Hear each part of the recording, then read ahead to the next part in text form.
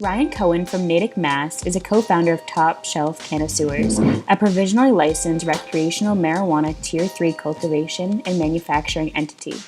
Ryan earned his MBA from Clark University with a concentration in management and is also a service-connected disabled veteran of the United States Army. Ryan is passionate about cannabis and started TSC to better himself and to help and hire fellow veterans.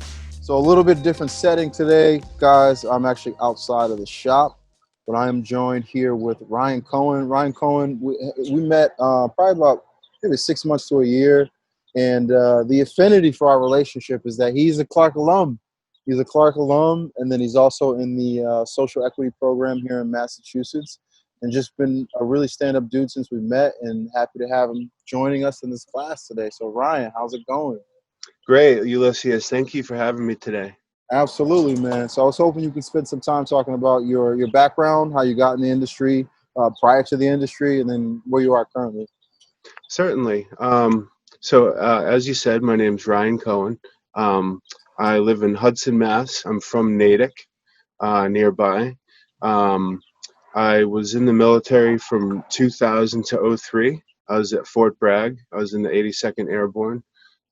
Jumped out of perfectly good airplanes, and I I had a traumatic brain injury 2 weeks before 9/11, and my unit shipped out without me to Afghanistan. I got really depressed. Things weren't going too well for myself, and then I got out of the military in 2003. I had a girlfriend who I had met in Raleigh when I was at Fort Bragg, girl from Richmond, Virginia, my wife now. We moved to Richmond, and I was going through post-concussive syndrome, and I had a lot of issues with my traumatic brain injury and my back surgery. Things were going okay for myself when I got out, and I started kind of self-medicating with marijuana, and it was gave me the ability to get off some of the VA pills and stuff that I was using, and I was ultimately able to kind of get over the stigma of my injury and continue on with my life. Um, uh, then it gets a little more juicy. We'll get into some of that. Yeah. So, I've been with my girlfriend, then wife now, for 19 years. I have two small children, two little girls, 7 and 5. COVID's been interesting with the home learning and stuff. I Absolutely. feel anyone who watches this either knows someone or is directly affected by the school closures, and we got real acquainted the last 7 months, so that was interesting. Absolutely. To fast forward a little bit and skip over some of the drama stuff. So in 2019, in January, we founded Top Shelf Cannabis, and we initially were operating out of Hudson, my hometown here, and we got our host town agreement. We got all the way to the finish line for Tier 3 cultivation and manufacturing. And we ultimately ran into some permitting issues. We had our special permit, which is the very last thing you need before you start your build out. We had our special permit appealed by a neighboring abutter who had nothing better than the time and the money to just delay us, and ultimately pushed us to just last week sign a letter of intent. Ulysses was telling me you guys were just talking about LOIs. They're very interesting. Sometimes the devil is in the details with those. So we are moving to Uxbridge, Massachusetts, which is in Worcester County, and we're looking forward to a new endeavor. That's great. That's great. So, over to kind of the local stuff and the state stuff. And you had talked a little bit about, self-medicating back in the days of getting out of the military. So what do you think the best state for legal cannabis is for the consumer? So regulations, think about all the regulations that are out there. Think about all the local regulations, but it seems to be in favor of businesses. So now the question is like, what's best for the consumer? For someone like you that wants to self-medicate. Honestly, I would I would boil it down to either Washington State, Oregon, or Colorado. And the reason I picked those three particularly is ease of use. There's dispensaries everywhere. Hmm. Um, there's there's actually too much product in a place like Oregon. I did a cool case study on that, and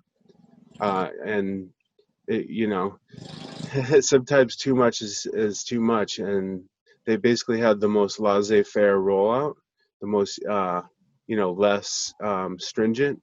And what happened was they just had a litany of product. I read an article a couple years ago, and they said they have 3 million pounds in inventory for 1.5 million people. So you could see how that could go a little too far. But Right. from a consumer standpoint, that's great because you know maybe I don't make a ton of money, and I really want to get my hands on something decent. A place like Oregon or Washington State or Colorado, you can get an ounce of some of the best cannabis that you've ever seen for right around $150. And if you're balling on a budget, like some of us always have, you can get something very reputable for around 120 an ounce. Now, if you look at a market like Massachusetts or New Jersey or Pennsylvania, um, you're going to have to pony up close to $400 Mm. um, on the rec side for something decent. And the quality here in a place like Massachusetts in a unmature market pales in comparison to a place like the Pacific Northwest, where people's fathers and grandfathers and uncles and cousins, they're all in the industry. They've all been doing it in their backyards at least. And with that experience comes quality. Um, and there's just a lot of it. Now, on the flip side, I would say a place like New Jersey or Pennsylvania, um, those are the worst rollouts for a consumer because they have like a couple dozen dispensaries in a place like Pennsylvania, which is humongous. So people sometimes have to drive up to 50 or 100 miles to get their $400 ounce. And to me, that's just a hard sell. So I think places like that could do a lot to make their rollouts more smooth and a little bit more compassionate towards the users.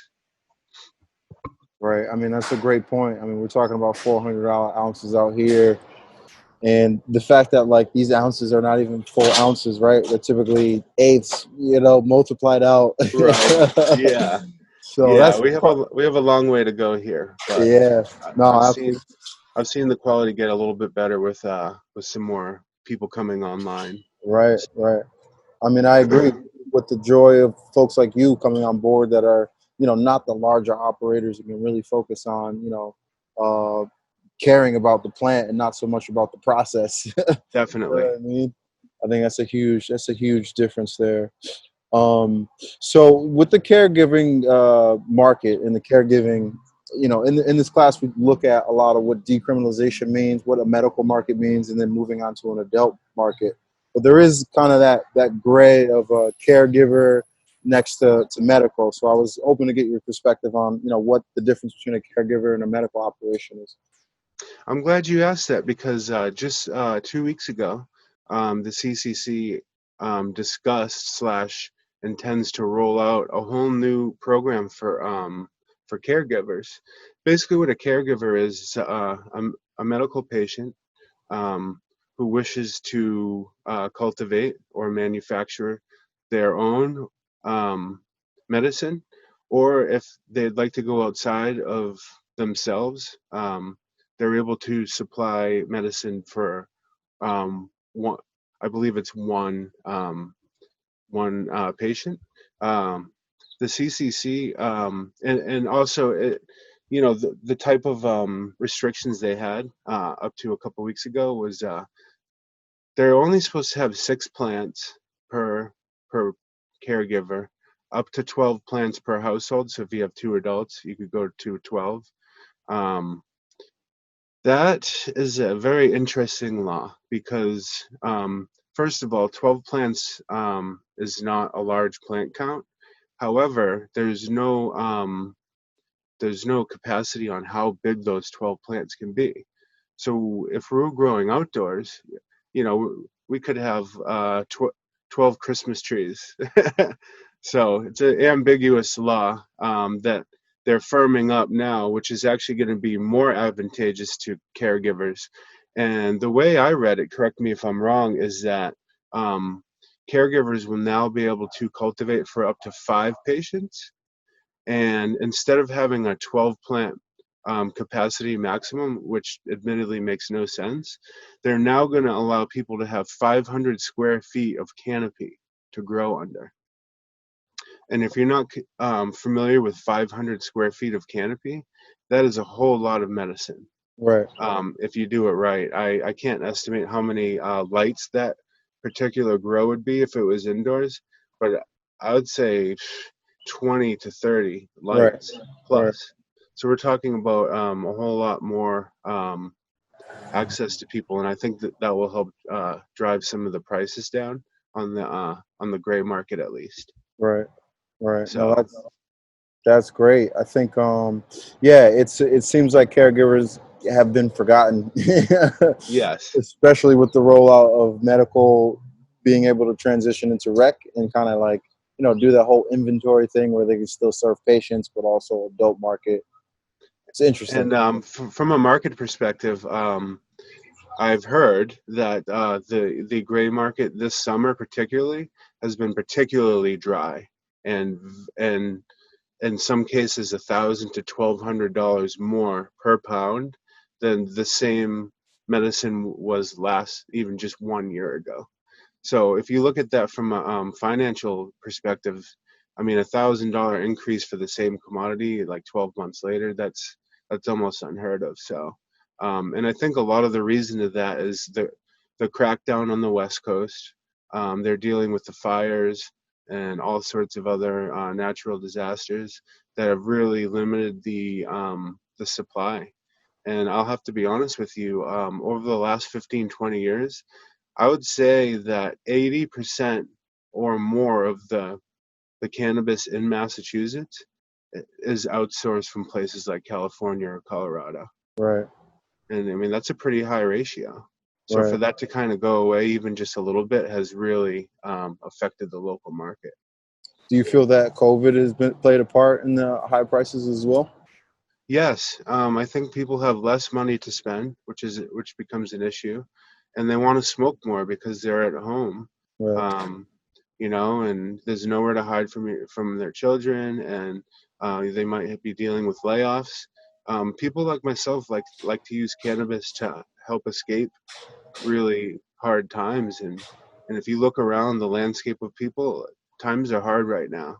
So I think the demand has gone up, the supply has decreased, Right. and it's caused this real issue. So Right. Right. That's amazing. yeah, Um, and I think COVID's going to drive prices up too, especially on the green market. I feel companies are going to have to do more um, to make things safe, right. and additional SOP and additional um, you know uh, regulations is just going to be more expensive. Right, right. I mean, So I'm not gonna disclose any names, but I had a meeting last week. We're talking 3,800 about yep, 38 to 4,000. I'm like, what? and that's on the gray market. This is legal. This Yeah, is legal. the You landscape know? right now for legal right now, there's basically two or three different prices. Right, There's um there there's big purchases with turkey bags, basically not broken up into eighths and quarters and ounces. Um, and if your stuff is top notch and you break it up for dispensaries, I've heard it going north of 4,000, even up into the 4,200 range. That's which obnoxious. which when it hits the consumers, I'm sorry, it's too much. Right, So I think that will come down. I think this honeymoon phase will last another 18 months to 3 years. right, And I right. think as the market matures, I think if you agree, I think prices will come down pretty precipitously. I agree. I agree. So I mean, I'm thinking closer to like 2 years. You know? yeah, But it's interesting to see the gray market and the unregulated kind of be closer with the regulated when we talk there's about correlation for sure. right, right, Yeah, especially in these times, economic everything you just mentioned, definitely, COVID and the supply, fires over in California. certainly. So, but yeah, I want to know from your opinion or your perspective, because you're someone who has been arrested for cannabis and you use it in a self-medicating way. The perspective would be, or the question would be, how can states balance the care for people like you, but also have the care for communities that have been harmed? So let's call it the red line communities where people have been over policed for years and years and years. Because I get a feeling that like sometimes it's like the patients or what I mean, equity. Yeah. So No, that's interesting. And I think your question kind of delineates the difference between SE and EE, correct? to a degree, absolutely, that's part of Yeah, it. because myself, I was born with white privilege. I grew up in Natick. I had my Right. parents were together. I always had everything I needed, wanted, to an extent. We were safe, and we were shielded from a lot of the stuff that people have had to deal with in less affluent communities. And I think it's taken me years to grow up and finally like appreciate the fact that not everybody had it as easy as me. So I agree, and I think that economic empowerment, people should have certain privileges and fee waivers and situations where they can get ahead in life, even more so than an SE. I'll have to say, being a social equity participant and being in trouble with marijuana for a lot of my adult life, um, a lot of that was kind of my choices, and I knew the laws. I was down in Virginia, um, and they don't play down there. So the reason I was able to do well on the gray market down there was because I kind of brought this Northeast mentality that no one was going to get in my way, and it worked. That it didn't. So um, I think it's smart that the state separated at EE with SE, and I also think it's really important that they placed EE above SE. Um, because it, it's just interesting because I have no idea what it's like to grow up in a place where police brutality is the norm. You read stories about places like Springfield, and it's really scary to have to grow up in those places. And um, I think there is more that we can do. Having taken place and finished in the first cohort of the social equity, the first one in the nation, actually, I'll say there was some weak points to it. I think the state should really treat job placement as more of a rubric to this. They basically give you this little piece of paper. They give you fee waivers, and it's kind of on you to go from there. And I think if they treated this more as like almost like a job corps, or because I'm going to be coming online with my company next year, and I would love access to social equity and or economic empowerment applicants, and sometimes it's hard to find like that pool.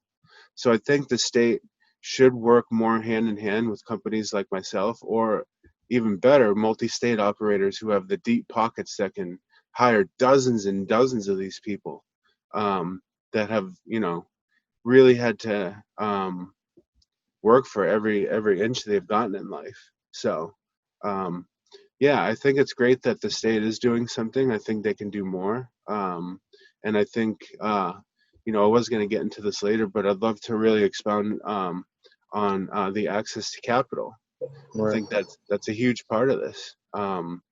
You know, more than 5 companies that I've known of personally have had to sell their licenses Wow. because of the amount of debt that they incurred to get to license. And And these so are that, SE businesses. SE. so one SE, another economic empowerment, and then 2 or 3 just regular companies that um, weren't able to access capital. I'm going through a raise right now where I'm looking for millions and millions of dollars, and I'm going to have to give up a lot of equity in my company to get there. And I feel like if the state stepped up to the plate a little bit more and could secure some sort of loans for people like myself that have stuff going for them, it's not like this isn't a dream anymore. Like we have provisional, and it's really, really hard to secure capital. And I think if they worked harder on job placement and low to no interest loans, I think you'll see the landscape change a little bit. Let's be honest, this is a 98% white, or something like that. I don't have the exact percentages, but I mean, you look around the room, it's pretty darn white. And if people actually want to change that, it's on them to go a little bit more outside of the box and actually look at the separation between these these MSOs and people that are just looking to make a name for themselves. So No, I mean that's pretty spot on. And when you say those two issues, like if they could fix like job placement and then access to capital, capital, right, like you know, right, right, I realize it's not easy to do those things, but let's try. right. I mean, you said it spot on. That is the first in the nation, so we definitely commend them for the effort. It's Yes, just that like you can look at other programs and maybe it's not statewide, but like countywide, like LA or like San Francisco or Oakland or even Illinois, the state of Illinois, and they're all building blocks that we can all learn from. So I agree certainly. 100%. The access to capital is definitely a key factor to make equity pop here. And real quick while we're on that, Yeah. a big barrier to that access to capital is the fact that marijuana is Schedule 1. Right. Let's be honest, the whole FDIC thing, um, it's a concrete barrier between the real money and then some credit unions that want to delve into it. That Mm, we need a lot of capital, and until the SAFE Act, the Banking Act, or something similar passes, there's right. just there's going to be too much in the way for people to get ahead. Absolutely. Absolutely. So on the talk of the federal, Schedule 1 and some changes on the economic and financial side. What do you think the federal government's job is when it comes to reparative or social equity in cannabis? Because it seems like all the bills that are being passed are right, like money in like hemp, but nothing like, hey, we want to help social equity programs, right? So like, what's your Yeah, perspective on that? I think the feds really like to attack low-hanging fruit, Right. and I think that they looked at CBD in general as kind of an acquiescing without some of the detriments of the draconian drug laws that we've had to deal with my entire life, 40 years on this planet. Um, and I think that they really need to look at who's in jail still today, Hmm. September 17th, 2020. Who's in jail federally for marijuana? Can we get them the hell out, please? Like tomorrow? Like I feel like before we go any further, and people like me and yourselves, we're able to have a path towards like divinity, man. Like we're gonna be able to provide for our families and more, hopefully. And some people are sitting in Fed lockup for an ounce or two, or a pound, or back in the day in Nevada and Arizona, seed was a felony. And there's still some people that are locked up from those old laws. So I think until the Fed gets on board with rescheduling it, and getting those people out now, I think those would be like the first steps. And then I think once the dust settles from clearing it from Schedule 1, I think they'll have to like go out and individually kind of look at the damage they've done, and make reparations, set up a federal SE or EE mandate that has some real teeth behind it, with some real money, and I think a lot of that will come with time. For instance, myself. So I don't.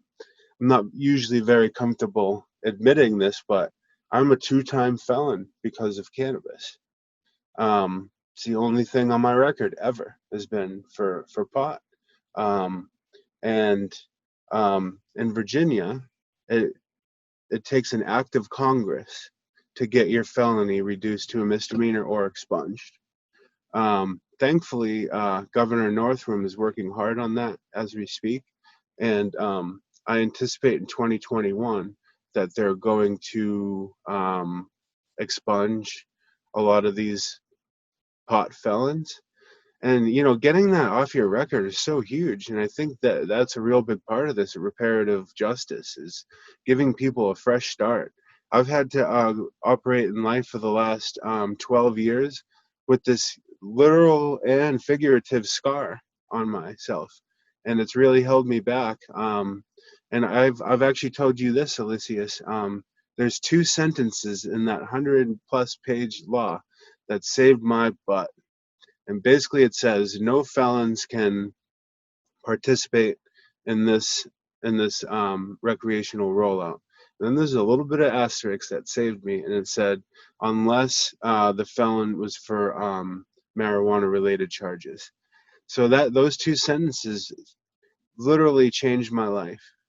And without those two sentences, we probably wouldn't be having this discussion today. So the point I bring up with that is that little sentence that they put in there changed my life, you know. And I think that little bit of reparative justice is not little; it's huge. And correct me if I'm wrong. I don't think other states are really doing it that way. I think if people have felonies on their record, it's an unsuitability. Right. They go on to the next application. So I Right. think expungement is a big part of it. And then like job placement, I Right. think is really huge. Access to loans to take these backyard grow or basement grow skills. I like to call them non-LinkedIn skills. Um, so people can get recognized for the skills they have. Right. Right. So Man, that's huge. You're a two-time felon for cannabis. yes, two-time. I Wow. didn't learn my lesson the first time, Yeah. and that drama that I left out of my timeline was quite the time. I actually did 90 days in county jail, Henrico County Jail, in 2009, and it was a very humbling experience. I learned a lot about the paths I didn't want to take in life, and you know, I'm better for it, but it's a stain that's been really hard to get away from. So, Can I ask how much you get caught with? okay, so the first time, 2 pounds. Okay. Okay. Yep. I went to go see a friend, Right. and two cops jumped out of the bushes. It was No. like a MacGyver episode or something, and and keep in mind I was engaged to get married 5 months later, so and I was able to get married thankfully, but Right. what a unjoyful time. Right. Whoever sees this interview, some people when they're in trouble, especially for something like marijuana, where you keep looking in the mirror and you're like, what did I do? It's a very empty and hollow time. It's almost like being locked up, and it's time you never get back. And so many thousands and hundreds of thousands and millions of people in this country alone have been affected by these Yeah. draconian pot laws. And just brings me joy to see a lot of them going away.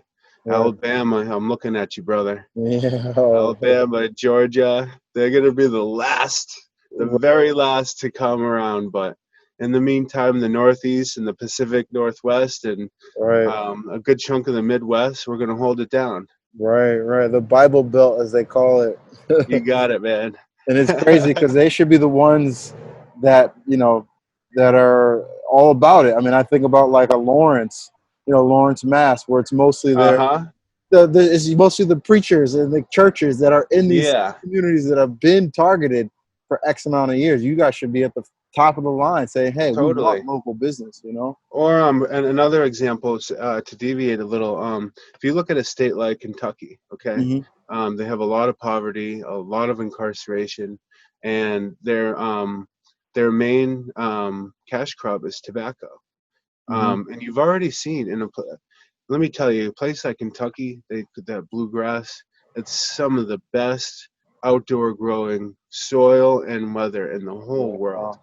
Right. And a lot of these tobacco farmers have figured out, just from the CBD switch, that they can make 5, 10, 20 times more Right. doing that. And this is medicine as Right. opposed to something that's killing people. So I think that's positive, and I think you'll see places like Kentucky once, they'll be some of the last, just because it's a very Republican GOP Right. area, and they'll flourish for generations. Wow. That's game, man. That's game. Yeah. So when it comes to this reparative justice, when it comes to equity, who do you think is the biggest stakeholder? We talked about the federal government, local government, state government, or even the private side. Who would you say, has the highest rank for, taking on reparative justice? I think it starts with the feds. Um, Okay.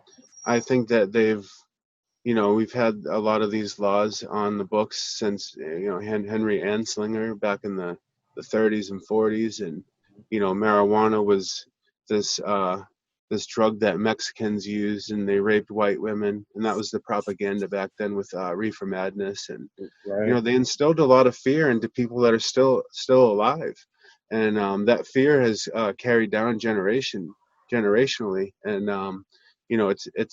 it's taking time, as you see, to get past that. I think once the government changes Schedule One, we outlined some of the steps that they could do to make reparations, expungement, loans, job placement, stuff like that. Right. And I think the states have a lot to do with this too. Every article you read in the paper is 1 billion and 300 million and all these millions and millions and millions. And I understand that a lot of that money is going to great things like schools and drug awareness um, and things like that. Um, but I think that they need to allocate the money better, and they need to allocate more money. Um, and I think, following a model of kind of what Massachusetts has done here, it would be a good model for other states. Um, do you know if after Massachusetts, has any other state really taken the bull by the horns? I think Illinois is next up the line in terms of Okay. equity. I mean, they do have a fund there. I spoke with someone in Oakland, in the Bay Area, actually Yeah, I last know week. about Oakland. Yeah, Right, they they got the probably have the one to one. best in the country. Right, right, with the You one to know? one. I'm not sure if there's Yeah. any what's it called, like loans or financials behind that. But if you take a big guy or a big private company and their whole thing with them getting licensed is to help another SC business out, then I'm sure there's some synchronicity or some, you know what I mean. Definitely. You Yeah, know. and I think from a private perspective, someone like myself who's had so much heartbreak because of this, I think it would be really selfish and short-sighted of me in particular to ignore that. Right, I have a chance to hire people that wouldn't necessarily have a second chance otherwise. right, Obviously, I want to do outreach with veterans. I think that's important too. But you know, and I also have the choice to not deal with other companies that are mailing it in. right, I, I can make a lot of strong moves with my checkbook, and I think if other people take that mentality and really look at some of these positive impact statements, Right. and see if they're BS or not, Right. and take my business elsewhere. Man. So You know? you're spot on. We've already had some conversations and we're like, we're good. You know? Right, right. Not sure if we Yeah, can carry your products. totally. You know, y'all can keep it moving, right? Yeah, basically. Yeah. But I want to go back to the point that you're a veteran and just kind of breaking down the barriers of regulated or unregulated. Like, do you feel that cannabis supports the needs of veterans, or can we be doing a better job of that? I do like the fact that Massachusetts did give veterans and minority-owned businesses a little bit of a leg up outside of the SEEE platform. Um, you know, did they do enough? That's kind of being debated right now as they discuss some of these home delivery stuff and you know, some of the fee waivers. Um, and I think from a VA perspective, I want to delve into that real quick. You know, I've been in the VA system for um, 20 years now, actually, and it's been good and bad. I will say that the difference between the VA and the South, where all the soldiers and retirees and veterans live, as opposed to up here, is wildly different. I've had amazing care up here, had the same care provider for 10 years, which is unheard of. Um, but yeah, I think there's a lot of misinformation and fear at the federal level with the VA. Um, so many veterans like myself have found so much solace in cannabis, um, and we have to hide it with the VA. We have to be elusive, and we can get penalized if we do mention it. And this is supposed to be with doctors that we're able to trust. And you always have to wonder about what's going into your folder, who is reading that folder, you know. um so just from a personal perspective, it's been really kind of scary. I haven't even been able to tell them that what I do for a living. Wow. And then to take it further, I utilize social equity. I'm sorry. Um uh so after my GI Bill, because of my disability, I I got a free MBA from Clark, and they paid me a stipend. It was amazing. It was just the best. It totally reformed my life. The fact that it was called vocational voc rehab, Mm-hmm. and I had to lie to them about my track, you Man. know, and I had to tell them candidly at the end, like, "Hey, I'm getting into cannabis," and Right. you know, they were privately happy for me, but you know, Right. it wasn't seen as a big success story, I would say. Mm. So yeah, I think veterans, I think they make great hires in this industry, as they usually do, um, and I think they could really do more to deal with people getting off these pills. Right. These pills, which lead to heroin, which lead to all sorts of death, suicide, um, and I really think that once they need to get release that stigma and stop holding people back. I think eventually, in the next couple of years, you'll see veterans and veteran-owned companies really go far in this once they Yeah. are provided an opportunity to do so through the SBA and all that. So you did mention that through the VA, you kind of have to hide your self-medicated. Let's take away from like the industry that you're working in. Let's say that you had a medical card here in the state of Massachusetts. Which I do. Okay, Yes. so does that help at all? No, because Wow. anything federal, it gets a little cloudy because it's Right. medicine and they're supposed to respect that, but they just don't. And I've even had people tell me privately, like, you know, I really respect you, Mr. Cohen, but for your well-being, like, I you didn't answer that. Right. And then they ask it again, literally, and I say no, and it's just Yeah. so there's a lot of reefer madness at that federal level. Wow, man, I Yeah. feel you. Well, there was some studies that they used to do on the military, right? And I'm thinking of like Vietnam, Yes. right? Like Definitely. maybe you can talk about Yeah. that. I don't know the back end of it, just some of it. You know what I mean? Another thing that people don't realize is that when you're in the military, and I do not advocate for people necessarily having access to cannabis while in the military. Right, right. Um, I I don't necessarily not either. I just that's not what I'm tackling right now. People don't realize that if you have 5 or more nanograms, which is like one puff, you're kicked out, no benefits. You could be in 19 years and 6 months, 6 months away from a pension, and they would kick you out. You wouldn't even get an honorable discharge. Um, I had a friend, he owns a local business, and he went to Desert Storm, served 8 years in a branch of the service. I don't want to give anything away, but great guy, and he got some sort of dishonorable discharge. He re-enlisted twice. It's just crazy to me, Wow. So So he was actually caught while enlisted, or this is yeah, that? yeah, he had to leave and he had a bad weekend, which happens. Right, So yeah, I think that all needs to go away. right. So when do you think you think it starts with the federal government once they kind of roll back Schedule One that will affect veterans in the military? Yes. So I think the banking might happen sooner. Mhm. It seems like there's a little more traction for the bank side rather than like a full recreational rollout. And I do think it's gonna kind of be on the states to kind of define how they want to do it. So Mhm. it's not going to be like this explosion of federal, guidelines. I think, um, yeah, when Schedule One happens, I think that will really start the ball here. That makes sense. That makes Yeah, sense. So I want to dive a little bit more into the growing. Growing. You have a provisional license for tier two. You said, right? Tier 3. Tier three, Yes, and then manufacturing too. yes, sir. Got you. Yep. Got you. And So, also in the pipeline for home delivery. I had to set okay, up a separate company, which was annoying, but yes. I got you because of the SC. Yeah, Yeah, exactly. absolutely, Because man. I'm not going to own anywhere close to 51% of top shelf Canosaurus. Got you. That Got you. it's just not going to happen. So Got you.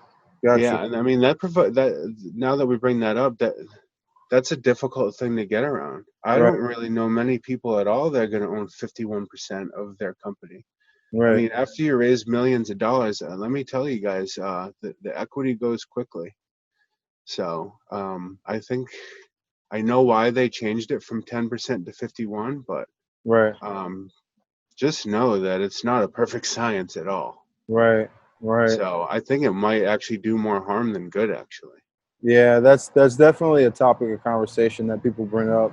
I have someone I know someone that's last I talked to them, they were in the process of actually getting their EE taken away, which is Uh-huh. like, man, Really? yeah, dude, Oh, I mean, yeah, geez, man. Like, way to throw us a bone and then take it back, right? right, right, man. So we'll see how it turns out. I think it's Okay.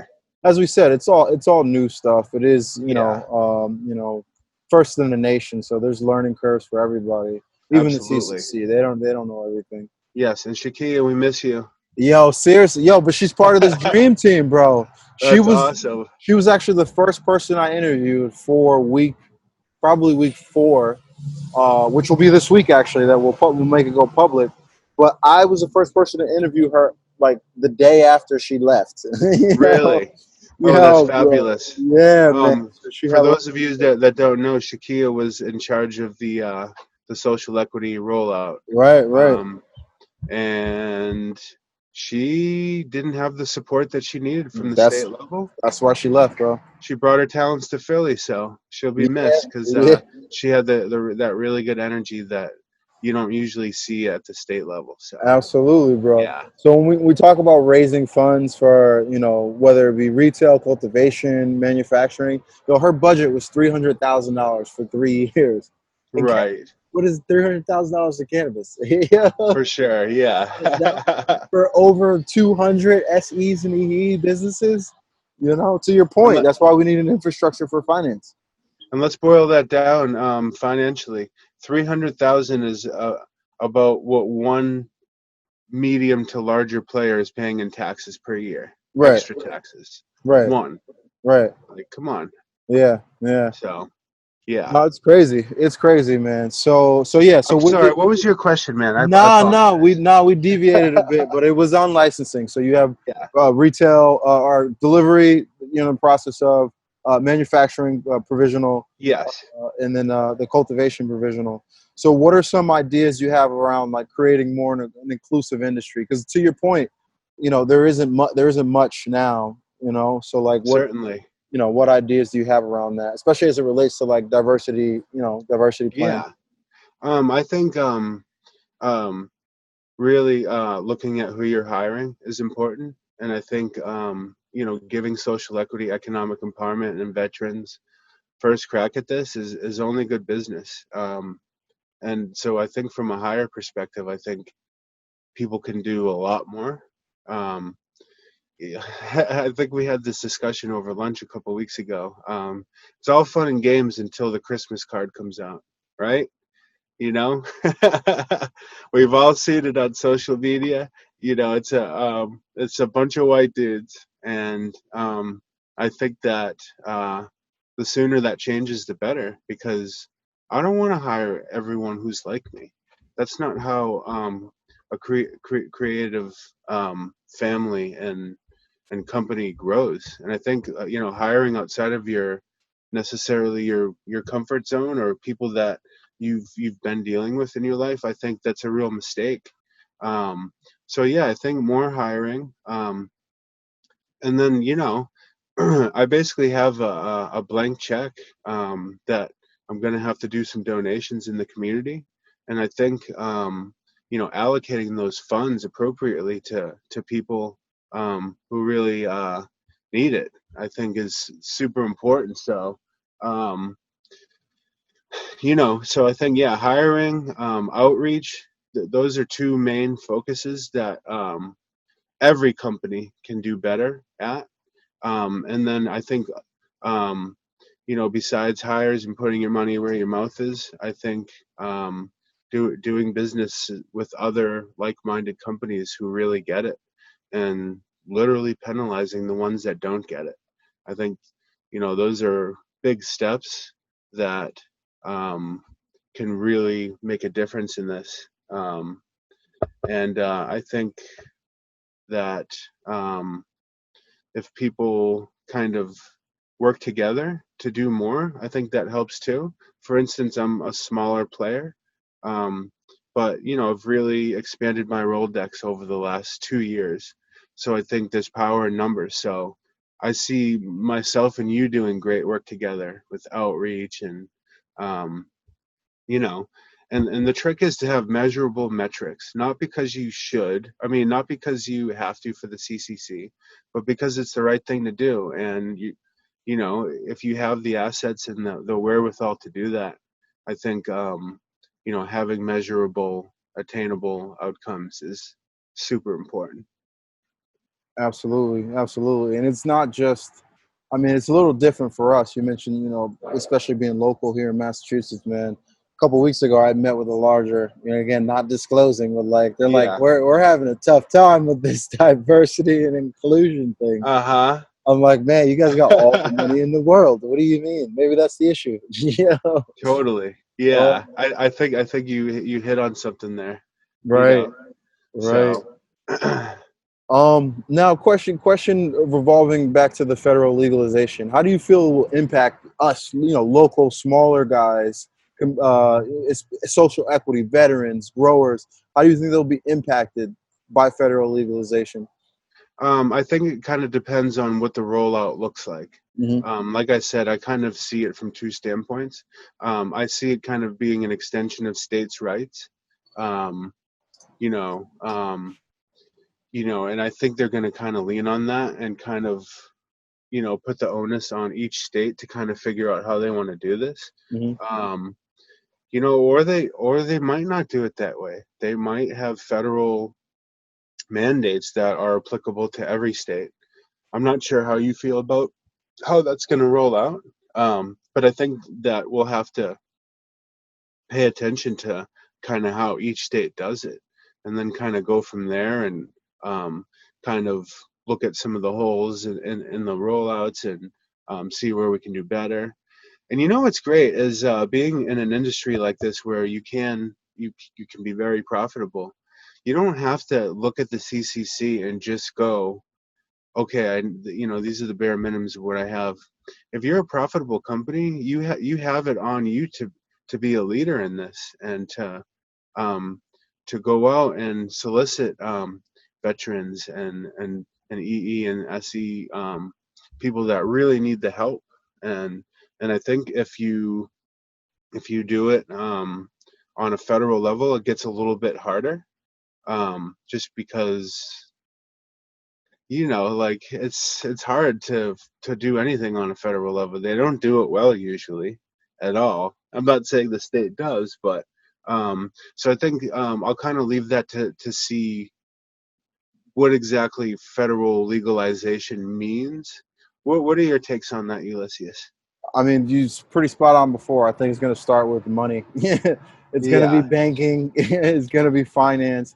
But on the other end of that, we can easily look at and say, hey, that's what social equity needs, right? So if you're going to say that banks are allowed to take cannabis money, then you need to understand how that money or some money is going to go back to these targeted communities that have been harmed for, 30, 40, 50 years. certainly. So I think, aspect of reparative justice, it needs, just like anything else, man. Like, your VA, they probably get money from the federal government. These hospitals get money from the federal government. These education systems, they get money from the federal government. Police department, they get money from the federal government. So why can't the CCC or, the governing body, wherever, get social equity money from the federal government? These veterans need careers, man.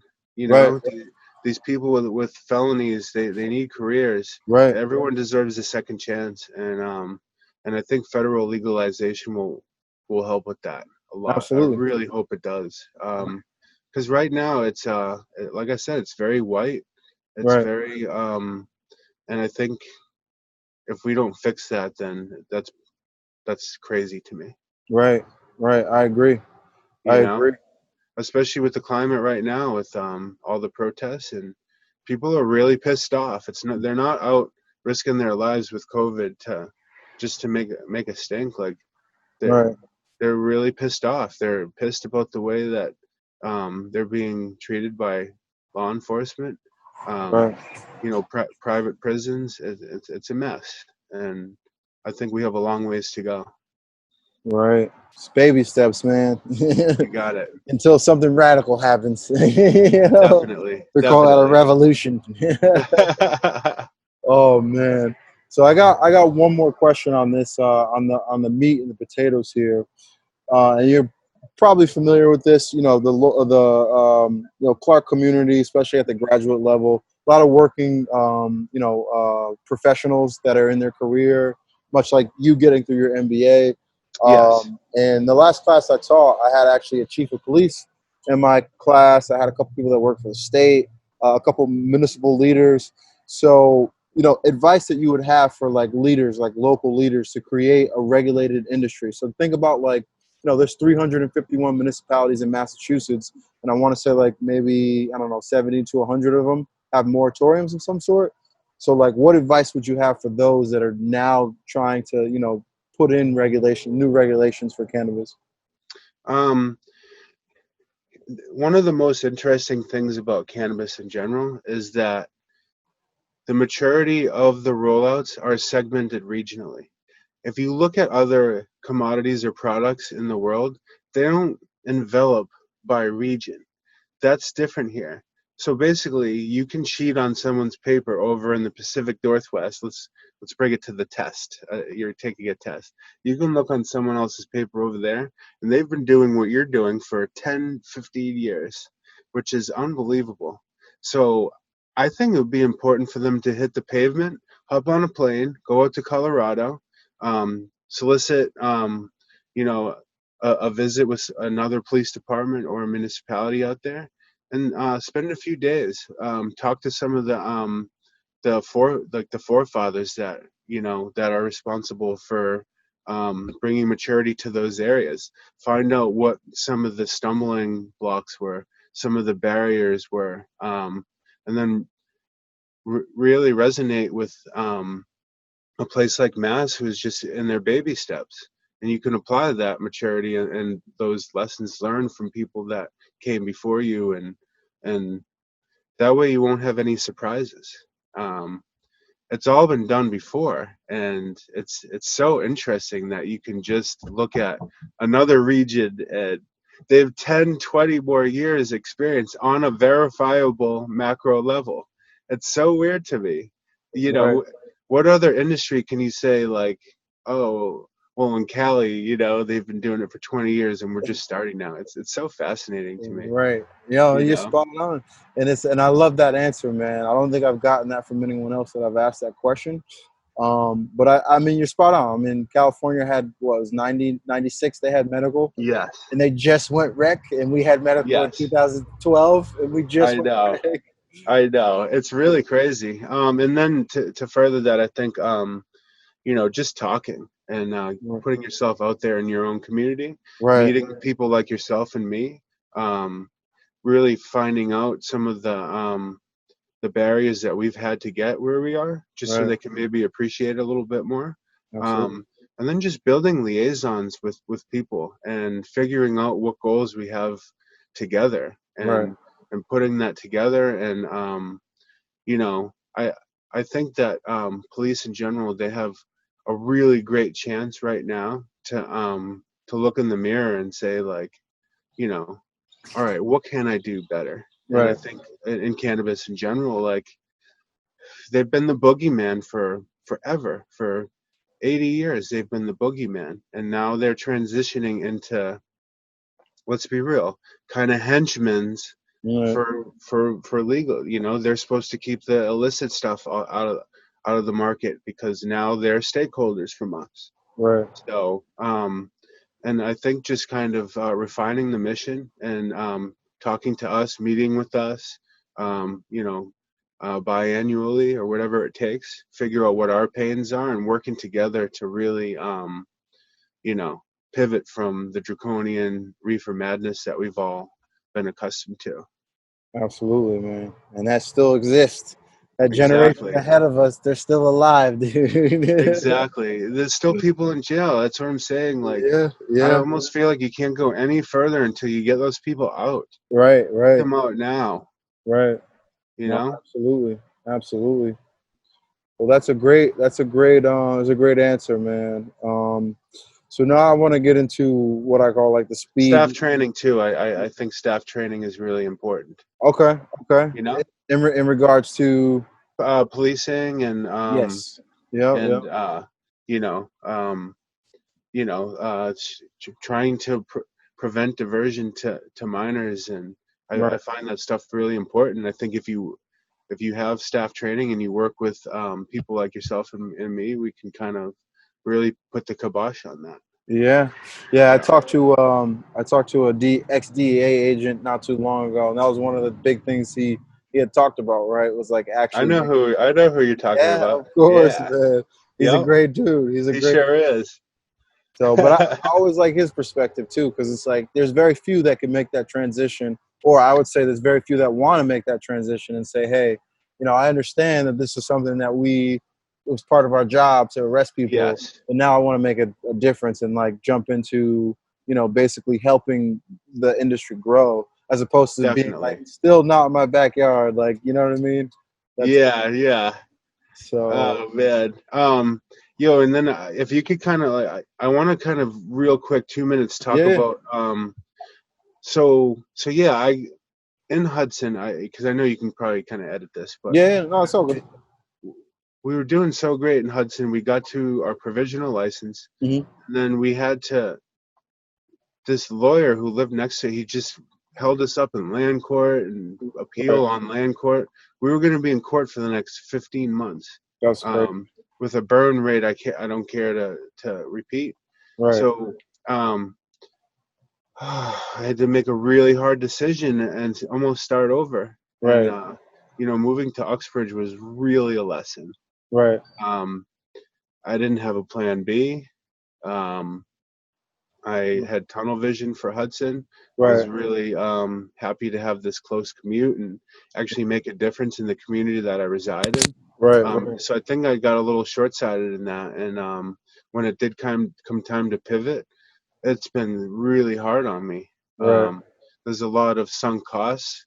We're all learning about sunk costs, I'm sure. right, Um, right, that will keep me up for years to come. But the lesson I learned is that no one feels bad for you, and the sooner you can pick yourself up and make that ultimate pivot, like it's really paying dividends, and I'm already in a much better situation. So some things absolutely. happen for a reason. I just I I didn't want to glance over that because that's been such a transformative experience for me. Is Right. the ultimate pivot, and you know, it's very interesting. So Yeah. yeah, Is it true that Uxbridge they don't have a special permit process? no special permit, Yeah. There no you go. site plan review. Yeah. So you're already good. so You just transferring that provisional, man. so that's 10-15 grand in legal fees anyway. So Right, right. No, you that's know. awesome, man. That's awesome. Well, So shout out to Blake Mensing who saved our butt yo, I and know, man. Yeah, totally hooked us up with this spot. If you yeah. guys ever need any regulatory lawyers, Blake Mensing's one of the best and Absolutely. a true friend. So Absolutely, man. yeah, Yeah, man, that's rocking. That's rocking.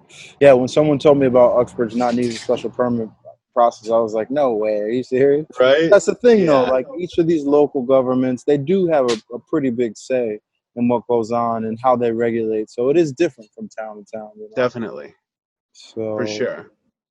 So yeah, I didn't want to gloss over that because no, that was pretty meaty, you know. absolutely, man. Yeah. Absolutely, man. All right, cool. So let's get into some culture questions, man. I know you Okay, with the awesome. shit, dude. You got a record, two fed, Yes. bro. That's Oh crazy. man, not fed, thankfully. Oh no. Thankfully, Oh, if so what? it, state charges. Oh, okay. I thought you said Yeah. oh felonies. Got you. Got you. Yes. Yep. Yep. I Yes. got you. State Um. felonies. So what would be your favorite like drug movie? Marijuana movie. I think it all kind of starts with Friday. Yeah. Um, Oh, you're the first uh, person to say that I out of think all the people I interviewed. Friday's the king, man. I also love Half Baked and like Pineapple Express, Dude. Yeah. but Shit. Friday's the best. Absolutely, bro. Great soundtrack, got Right. Cube. He really killed it with that one. Yeah, that's great, man. Yeah. So, what about music? Actually, speaking of Ice Cube, what are you jamming out to nowadays? I have an eclectic um idea of what music is. I like everything from like electronica, like trance. Okay. I like to work out to that stuff.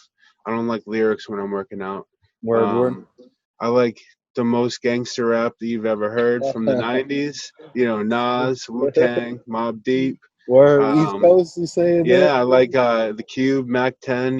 West Side Word. Connection, all that Yeah. stuff. That's dope. And then, I also like rock and roll, Grateful Dead, Right. Fish, Led Zeppelin, Pink Floyd, all that classic rock stuff. Word, Um, man. I like improvisational music that kind of takes you to a journey. Right. Yeah. That's dope, man. That's dope. So, what about books? What maybe one title that one or two titles that helped you navigate your career or life? So I've been reading a lot. There's this one book. It's called Jonathan Livingston Seagull, and Mhm. it's about this seagull, and it takes basically the mind frame of the seagull is like a kind of like a person, and Mhm. he flies all over the world, and he has different perspectives. I really love that book. It's a short read too. I recommend it to anybody. It's very transformational. It's my dad's favorite book. Absolutely. Um, and then also a not so easy book would be The Power of Now. I'm not sure if Wow, you've heard man. of that one. It is Heard of it, but I haven't read it yet. it's it's a rough one. Is it? It's Is it tough to tough get read? into. Yeah. Yeah. It's not big, Right. but but once you get into it, it's really great. And the lesson it teaches is basically the title. Right. Procrastination is the devil. Anything you can do now, you should. Yeah, And right. I really took those principles and have applied it to my life now. And it's Absolutely. been awesome. I have ADD, so if I put things off, it's gone. Yeah. So, so no I time like the present, right? Right, man. I feel you. I feel you. So, at what age did you get into cannabis, and where? My first puff was at the Natick Mall parking lot in a Yeah. snowbank with the Fred. Um, Yeah. I didn't quite know what to think. They always say you don't really get high the first time you smoke. Right. Um, I got high that time, and Yeah. it was interesting. I remember being impressed with the smoothness because I'd smoked a couple cigarettes, and Right. there's a big difference in that. And then I really got into it sophomore year, summer, I think into junior year. Um, and It was kind of love at first sight. In hindsight, I kind of wish I had waited a little bit later until Right. my brain had formed a little bit more. Don't do drugs, kids. Um, but I was love at first sight. I loved it, and I used to get so stoned that older kids would hang out with me just to like beat me up and stuff, like because Yeah. I would get so rookie baked. It Right. was like a must see, That's so and funny, man. I shook that over time, but Right. yeah. That's awesome, man. So, just with you talked a little bit about your wife, man, and I commend you, commend her. You know, being with Yes. you through this. I kind of have a similar story with my wife. Definitely got in some Yeah. trouble, and she's just been there. But what about Totally. your parents? You know, your siblings. Are they supportive of your career now? Yeah, I would say, because I've been in trouble, that people were a little bit guarded, just to Hmm. make sure that I wasn't getting myself into something that, um, a lot of these people, it's generational. These people grew up with being told no, and it's hard to break that cycle. Right. My parents didn't appreciate the fact that I smoked in high school. Funny, real quick story. I ran for senior class vice president. And, everyone puts up poster boards all around the school. Right. Vote for Cohen or whatever. My Yeah. friends all put up weed, No. cannabis related Yeah. poster boards, and like my mom saw it. It wasn't a great look, but Did you win? I oh, man, this is embarrassing. My friends stuffed the ballot box, Yeah. and they had to do a recount, and I ended up losing. Yeah. It was so amateur, but Oh, no, I that's did not funny. win. I lost to a much more qualified, smart person. So Yeah. yeah, Oh, no doubt, man. but yeah, they're happy that I'm making headways now, and Right. but until I make that first dollar, there's always going to be that, you Right. know, You sure you know you sure you want to do this? you got it, brother. Why don't you get a real job? Yeah, yeah, I've heard that a few times. Yeah, seriously. Yeah, My mom's like, teach full time, but yet she's definitely supportive. So totally. I know Yeah, exactly what you mean. yes. Yeah, I graduated Clark, and 2 weeks later, I started Top Shelf Canastores. Yeah, There's dude. a lesson there, man. Just keep it going. Yo, You know? that's the same exact thing that happened. I probably like what was it, November, mid-November, when the ballot initiative for, Uh huh. and then I graduated in like 2 weeks after that, and I was like, all Oh, right, this is what I'm nice. gonna figure out. Yeah. Another piece of advice, real quick. Yeah. If you want to get into cannabis, tell your professors that, because they'll help you get your career going. Right. Don't BS it, because I half of my time at Clark, I didn't say anything, and I Right. regretted that.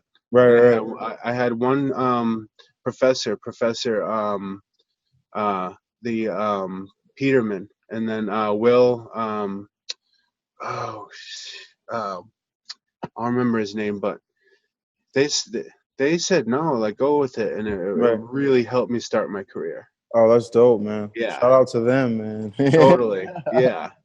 Oh, so then the last one we got here, man. Like, what's your variety? What's your go-to for weed, man? Some Okay, so OG, bro. You're my OG. my absolute favorite strains are Massachusetts own Chem Dog, Okay, um, and I also love Sour Diesel. Those are my two favorite strains. that's dope. The reason I like those is because they provide a euphoria that other strains can't.